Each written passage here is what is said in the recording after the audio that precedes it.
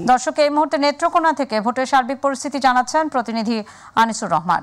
ধন্যবাদ। আপনি জানেন যে নেত্রকোনার মদন এবং মোহনগঞ্জ উপজেলা পরিষদের তৃতীয় দফা নির্বাচন আজ সকাল 8টাতে ভোট গ্রহণ শুরু হয়েছিল। এখন সকাল গড়িয়ে এখন দুপুর হয়েছে। ভোটাররা কিন্তু নির্বিঘ্নে ভোট কেন্দ্রে এসে তারা ভোট প্রদান করতে পারছেন। প্রতিটি কেন্দ্রে কিন্তু ভোটারের উপস্থিতি কিন্তু আমরা বেশ লক্ষ্য করছি এবং সব কেন্দ্রগুলোতে কিন্তু নারী ভোটারের উপস্থিতি আমরা বেশ লক্ষ্য করছি। এখন এই মুহূর্তে দাঁড়িয়ে আছি যে মদন উপজেলার গোবিন্দশ্রী দারুল উলুম দাখিল মাদ্রাসার একটি ভোট কেন্দ্রে। এখানে আপনাকে যদি দেখায় যে নারী ভোটারের উপস্থিতি কিন্তু রীতিমতো প্রতিটি কেন্দ্রের মতো এখানেও কিন্তু কম নেই।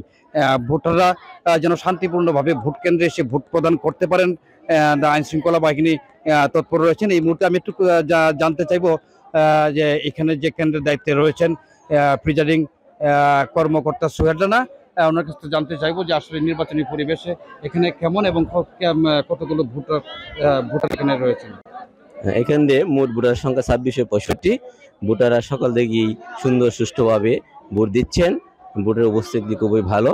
ভোট খুব সুন্দরভাবে আমরা গ্রহণ করছি। যে আমরা দেখতে পেরেছি যে আপনি সরাসরি সব ভোট প্রয়োগ করছেন এখানে। না, আমি এখানে কোনো ভোট প্রয়োগ করি নাই। ভোটাররা এসে ভোট দিচ্ছে। হ্যাঁ, আমার কোনো এখানে ভোট দেওয়ার কোনো আমার নিয়ম নাই।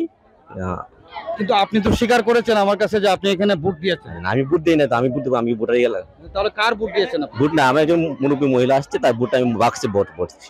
সেই দায়িত্ব কি আপনাকে দেওয়া হয়েছে? না, আমার দায়িত্ব মুরব্বী হিসেবে আমার কাছে বলতেছে, এই জন্য আমি ঢুকেছি। আমার কোনো দায়িত্ব নেই, এটা দেওয়ার নিয়ম নেই। হ্যাঁ, তাহলে এখানে তো আরো অন্যান্য দায়িত্বশীল লোক রয়েছে। মানুষ অনেক গ্যাদারিং করতেছে, এই জন্য গ্যাদারিং এর জন্য মহিলা তাড়াতাড়ি দিয়ে যাবে, এই জন্য আমার দিলে আমি বাস করতে পারতেছি না, এই জন্য আপনি এইভাবে বাস করে আপনি ভোট প্রদান করছেন। এই তো যে আপনি যা শুনতে পারলেন যে আসলে এখানে প্রিজাইডিং কর্মকর্তা সোহেল রানা তিনি কিন্তু যারা ভোটাররা যারা ভোট দিতে আসছেন তাদের ভোট তিনি ব্যালট বাক্সে তিনি নিজেই ভরে দিচ্ছেন।